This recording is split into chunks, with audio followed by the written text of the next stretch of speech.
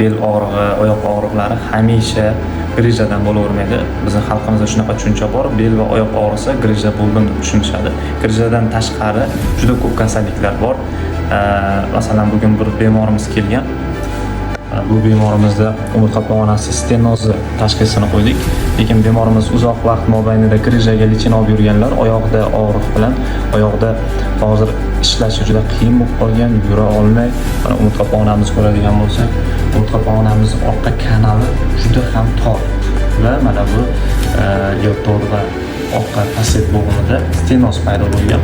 Bu stenozni mana tepdan ko'rinishda ko'rishingiz mumkin. Mana bu umurtqa pog'onasi kanali aslida keng bo'lishi kerak, bu kanal yopilib qolgan. Bu bemorimizni grija tashxisini qo'yib boshqa hamkasblarimiz davolashgan.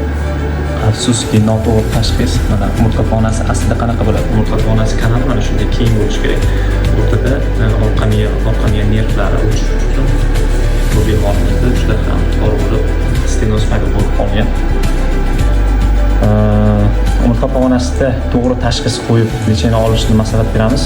Chunki bu hozir bu bemorimizda stenozni olganimizdan keyin ham parez qolib ketishi mumkin. Ma'lum bir muddatga yoki doimiy.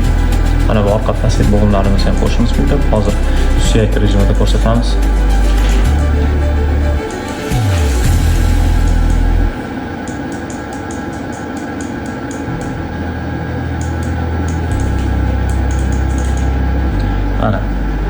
Mana bu joyda umurtqa pog'onasi, stenoz, yo'lto'r va passet bo'g'im oralig'ida